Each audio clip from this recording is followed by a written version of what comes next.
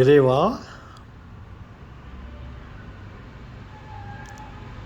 மறைந்திருந்து பார்க்கும் மருமம் என்ன?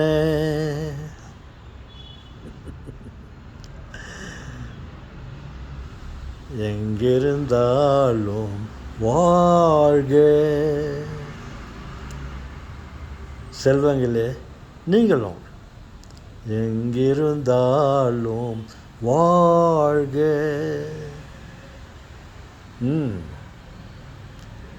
அப்படி ஒருவர் ஒருவருக்கு வாழ்த்து தெரிவித்து கொண்டு தன் எண்ணங்களை மற்றவர்களிடம் தெரிவித்து கொண்டு, எப்படி என்றால் உரையாடல் மூலம் நாம் மற்றவர்களோடு, உடன்பிறப்புகளோ பெற்றோர்களோ உறவினர்களோ இவர்களோடு நாம் நல்ல சமாதானமாக வாழ வேண்டுமே என்றால் ஒருவர் ஒருவருடன் மனம் விட்டு பேச வேண்டும். அப்படி பேசாமல் ஒரு மன வருத்தமும் இல்லாமல் நாம் ஒருத்தரோடு ஒருத்தர் பேசாமல் அவரவர்கள் வேலையை பார்த்து கொண்டிருந்தால் அவரவர்களுக்கு மற்றவர்கள் மீது ஒரு கருத்து வேறுபாடு எழும். இன்னும் அவர் நம்மக்கிட்ட பேசுகிறதே இல்லை, நம்மளெல்லாம் மதிக்கிறதில்ல அப்படின்னு அங்கேருந்து மன வருத்தம் ஏற்படும். அப்படியெல்லாம் ஏற்படாமல் ஒருத்தரோடு ஒருவர் உடன்பிறப்புகளோடும் பெற்றோர்களோடும் நாம் நல்ல சந்தோஷமாக வாழ வேண்டுமே என்றால் ஒருவரோடு ஒருவர் நாம் பழக வேண்டும். இப்பொழுதெல்லாம் செல்ஃபோன் இருக்கிறது. நம்ம தேவையானவர்களிடம் அவர்களிடம் பேசி நமது நலன்களை அவர்களுக்கு தெரிவித்து கொண்டு அவர்களுடைய நலன்களை கேட்டு அறிந்து கொண்டு இருந்தால் அந்த மனபாரம் இருப்பதில்லை.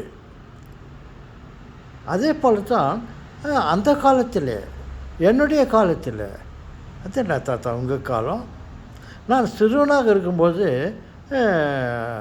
என் பெற்றோர்களை விட்டு ஒரு போர்டிங் ஸ்கூலில் நான் படிச்சுட்டு இருந்தேன். Saint Dominic Savio boys home. அங்கேருந்து கொண்டு நான் படித்து கொண்டிருந்தேன். அப்போது என்னுடைய அப்பா என்னை அங்கே போயிட்டு சேர்த்து விட்டு நான் அங்கே தங்கியிருந்தேன்.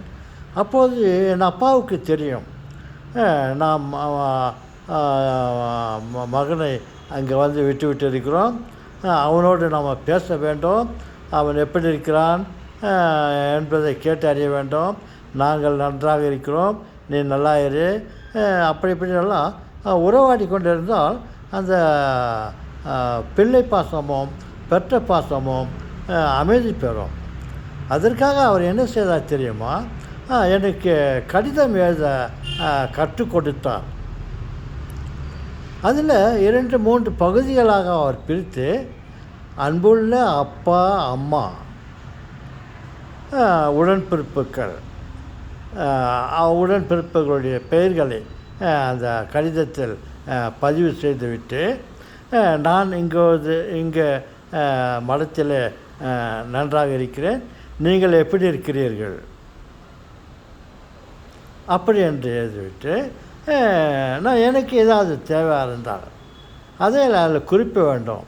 நான் நன்றாக இருக்கிறேன், எனக்கு இந்த சோப்பு, குளிப்பதற்கு சோப்பு அல்லது சில உண்பதற்கு தின்பண்டங்கள் ஏதாவது வேணுமா இருக்குது, அதை நீங்கள் அனுப்பி வச்சிங்கனாக்கா நான் என்னுடைய டீ டைமில் நான் சாப்பிட்டுட்டு சந்தோஷமாக இருப்பேன் அப்படின்ட்டு அதில் குறிப்பிட்டு அப்புறம் சரி மற்ற விஷயங்கள் ஏதாவது இருந்தால் அதை குறிப்பிட்டு விட்டு அவர்கள் நலன்களை கேட்டு அறிந்து கொண்டு நமது தேவைகளையும் நான் என்னுடைய நலன்களையும் அதில் குறிப்பிட்டு விட்டு தபால் போஸ்ட்டில் லெட்டர் எழுதி போட்டுட்டாக்கா அது அவர்கள் படித்து அவர்கள் நிலைமையை தெரிந்து கொள்வார்கள். நான் சந்தோஷமாக இருக்கிறேன்னா கவலையாக இருக்கிறேன்னா என்பதை தெரிந்து கொண்டு அவர்களும் நிம்மதியாக இருப்பார்கள். ஒருவேளை நான் இங்கே கவலைப்பட்டு கொண்டிருந்தால் அதை நான் தெரிவித்தால் அவர்கள் எனக்கு ஆறுதலை கூறுவார்கள். பிறகு இங்கே போர்டிங்கில் ஏதாவது ஸ்பெஷல் இருந்தால் அதை நான் அவங்களுக்கு தெரிவிச்சுட்டு, அதே மாதிரி வீட்டில் ஏதாவது ஸ்பெஷல் ஏதாவது இருந்தால் அவங்க எனக்கு தெரிவித்து கொண்டு இப்படி கம்யூனிகேஷன் கடிதத்தின் மூலமாக ஒருவரை பற்றி ஒருவர் தெரிவித்து கொண்டிருந்தால் பிரச்சனையே இல்லை. அதற்காக என்னுடைய அப்பா இந்த மாதிரி கடிதத்தை எப்படி எழுதுவது என்று கற்றுக் கொடுத்துட்டு எனக்கு நிறைய போஸ்ட் கார்டு, சிங்கிள் கார்டு இருக்கும், அதில் டபுள் கார்டு இருக்கும். ஒரு பக்கத்தில் ஒரு கார்டில் நான் அவங்களுக்கு எழுதுகிற கடிதத்தை எழுதிவிட்டு மற்றொரு அதோடு இணைந்து இன்னொரு போஸ்ட் கார்டு இருக்கும். அதை அவர்கள் எனக்கு அவர்கள் செய்தி எனக்கு அனுப்பிவிட்டு என்னிடமிருந்து செய்தியை எதிர்பார்த்தால் என்னிடம் ஒருவேளை கடிதம் லெட்டர் இல்லாமல் இருந்திருக்கலாம். அதனால் இந்த டபுள் போஸ்ட் கார்டு அவர்கள் அனுப்பினால் நான் அதை படித்துவிட்டு இந்த டபுள் இணைந்திருக்கும் இன்னொரு கடிதத்தில் அதில் எல்லாம் ஸ்டாம்ப் அட்ரஸ்லாம் எழுதி வச்சுப்பாங்க. அப்போ நான் என்னுடைய மேட்டரை எழுதி ஜஸ்ட்டு போஸ்ட் பண்ணுறாங்க, அவங்களுக்கு கிடச்சிடும். அப்புறம் இன்லேண்ட் லெட்டர் ஒன்று இருக்கும். அதில் அது சில லெட்டர்களை பிளாங்க் லெட்டர்ஸ்களை எனக்கு வாங்கி கொடுத்து அனுப்பியிருந்தார். அதே போல் போஸ்ட் கவர்ன்னு ஒன்று இருக்கும். அந்த கவருக்குள்ளே நான் ஏதாவது ஒரு பேப்பரில் என்னை பற்றி எழுதி அந்த கவரில் போட்டு அனுப்பிட்டாக்கா அவங்களுக்கு சேரும்.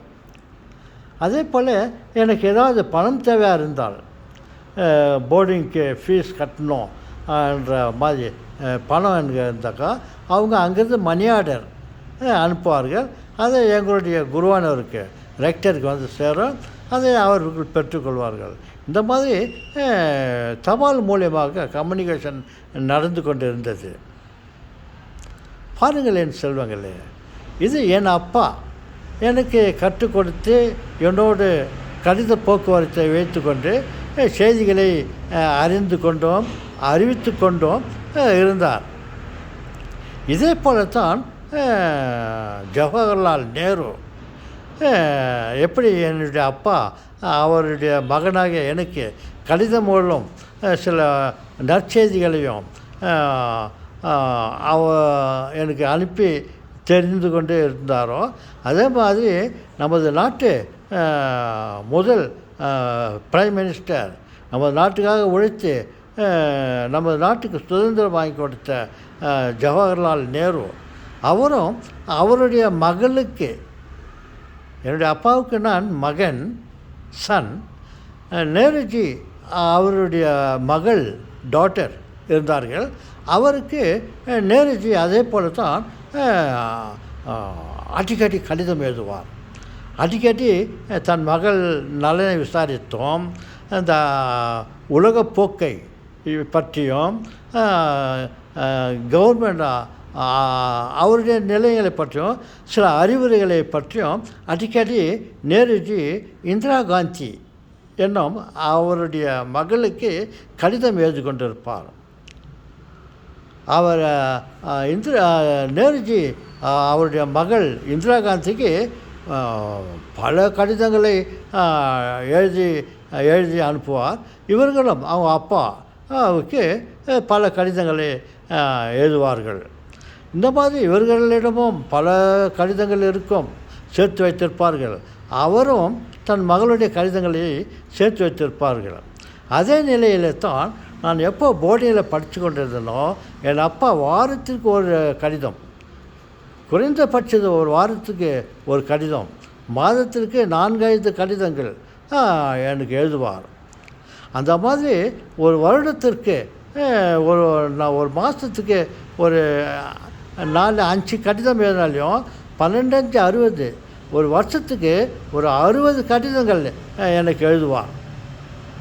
அதே மாதிரி நான் ஒரு 4-5 வருடங்கள் நான் போர்டிங்கில் இருந்தேன். இந்த 5 வருடங்கள் என்றால் 5 30 ஒரு 300 கடிதங்களுக்கு வரையில் அவர் எனக்கு எழுதுவார்.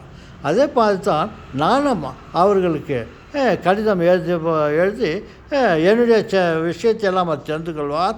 அவரும் அவருடைய எனக்கு தேவையான அறிவுரைகளை அவர் கடிதத்தின் மூலமாக தெரிவிப்பார். இப்படியாக இந்த கம்யூனிகேஷன் இருந்ததுனால எனக்கும் என் பெற்றோர்களுக்கும் நல்ல உறவு இருந்தது. என்னை போர்டிங்கில் சேர்த்து விட்டு அவர்கள் பாட்டுக்கு தனியாக இருந்தால் நான் என்னுடைய விருப்பம் போல் நான் என்னென்னவோ நினச்சி கொண்டிருப்பேன். வீட்டை பற்றி கவலைப்பட மாட்டேன். வீட்டில் உள்ளவர்கள் எப்படி இருக்கிறார்கள் என்பதை தெரிந்து கொள்ள அந்த ஆர்வம் இருந்திருக்காது. பாருங்கள், அந்த கடித போக்கு இருந்ததினால் எனக்கும் என் குடும்பத்திற்கும் என்னுடைய உடன்பிறப்புகளுக்கும் நல்ல உறவு இருந்தது. அதே போல தான் இப்பொழுதும் அப்பொழுதெல்லாம் கடிதம் மூலமாக செய்திகளை நாம் தெரிவித்து கொண்டிருந்தோம். இப்பொழுது செல்ஃபோன் இருக்கிறது. அந்த செல்ஃபோன் மூலியமாக நம் உறவினர்கள் இடம் நமது அன்பை தெரிவித்து கொண்டு அவருடைய அன்பை நாம் பெற்றுக்கொண்டு நமது தேவைகளை அவர்களுக்கு சொல்லி அவர்கள் தேவைகளை முடிந்தால் நாம் அவர்கள் தேவைகளை நிறைவேற்றி கொண்டிருந்தால் குடும்பம் ஒரு நல்லதொரு குடும்பம் என்று பாடுவார்கள் அல்லவா? அந்த மாதிரி ஒரு நல்ல குடும்பமாக இருக்கும். பெற்றோர்களை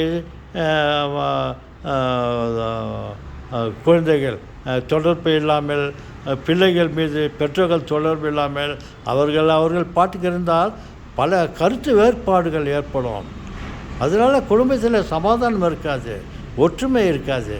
என் செல்வங்களே, என்னுடைய இந்த சிறு உரையை நீங்கள் பல முறை போட்டு கேட்டு பாருங்கள். இதே போல் நீங்கள் உங்கள் வாழ்க்கையை அமைத்து கொண்டால் நீங்கள் உங்கள் உறவினர்களோடும் இந்த நாட்டு மக்களோடும் உடன்பிறப்புகளோடும் பெற்றோரோடும் நல்ல நிலையில் நல்ல குடும்பமாக இருக்கும். நண்பர்களோடும் அதே மாதிரி தான். நம் நண்பர்களோடு செய்திகளை தெரிவித்து கொண்டும் பெற்றுக்கொண்டு இருந்தால் நமக்கு தேவையான உதவிகளை அவர்கள் செய்ய தயாராக இருப்பார்கள். அதே மாதிரி அவர்களுக்கு தேவையான உதவிகளை நாம் செய்ய நாம் தயாராக இருப்போம். இதற்கு மதியத்தில் இருப்பது என்ன? கம்யூனிகேஷன். இதை நாம் கடைப்பிடிப்போமா? ஓகே செல்வங்களே, கடைப்பிடிப்போம். தாத்தா, எங்கே தாத்தா மறைஞ்சிருக்கோம்? மறைந்திருந்து பேசும், மறைந்திருந்து பார்க்கும் மருமம் என்ன? இந்த பாட்டு பாட்டீங்களே, உங்கள் தொப்பி மட்டும் இருக்குது, ஆனால் தொப்பி உள்ளேருந்து நீங்கள் பேசி நிற்கிறீங்கன்னு நினைக்கிறேன். இல்லை செல்வங்களே, பாருங்கள், நான் இங்கே அந்த தொப்பிக்கு எதிரில்